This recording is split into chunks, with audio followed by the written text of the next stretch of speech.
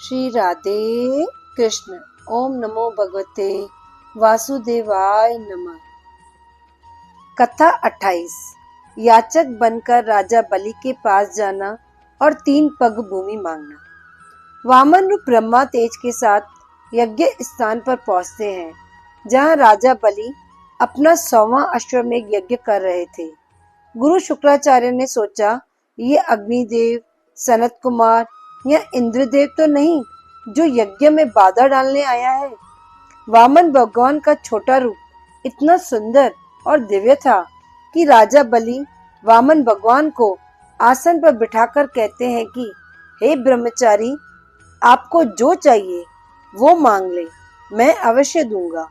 वामन अवतार कहते हैं, मुझे ज्यादा कुछ नहीं, केवल 3 पग अर्थात 3 पैर जमीन चाहिए। भगवान के ऐसे वचन सुनकर राजा बलि हंस पड़े और बोले, अच्छी बात है, जो चाहिए वो ले लीजिए। यह कहकर संकल्प करने के लिए जैसे ही जल का लोटा उठाते हैं, गुरु शंकराचार्य जी बोले, हे राजा बलि, मैं इन्हें पहचान गया हूँ।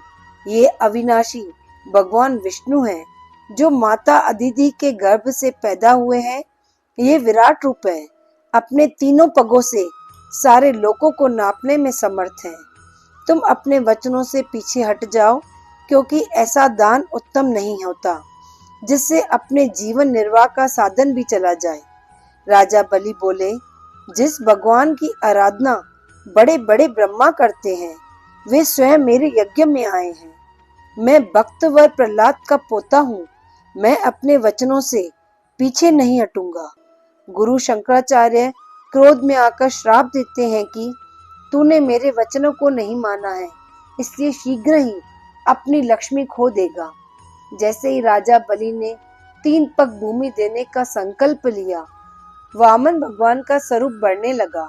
वो विराट स्वरूप बन गए और एक पग में सारी पृथ्वी और दूसरे पग में स्वर्ग लोक को नाप लिया। तीसरे पैर के लिए बलि के पास कोई भूमि ना थी। वामन भगवान ने राजा बलि से कहा कि तुम्हें धनी होने का बहुत अहंकार था, अब मेरा तीसरा पग भूमि भी दो। ब्राह्मण को दी प्रतिज्ञा पूरी नहीं की तो नरक में जाओगे। तब राजा बलि अपना सिर आगे कर कहते हैं कि तीसरे पग को मेरे सिर पर रख दीजिए। मुझे नरक में जाने का डर नहीं, किंतु संसार में अपनी निंदा नहीं चाहता हूँ। ऐसा कहकर राजा बलि ने सिर नीचे कर भगवान के कदमों में रख दिया। भगवान ऐसी नम्रता देख उसके सिर पर पैर रख वचन पूरा करते हैं और बलि को आशीर्वाद देते हैं कि तुम सभी दैत्यों के साथ सुतल लोक में निवास करो। यह लोक देवताओं को भी मिलना कठिन है। तुम सब दैत्य वहां रहो, मैं स्वयं तुम्हारी रक्षा करूंगा और सदा तुम्हारे पास द्वारपाल बनकर रहूंगा।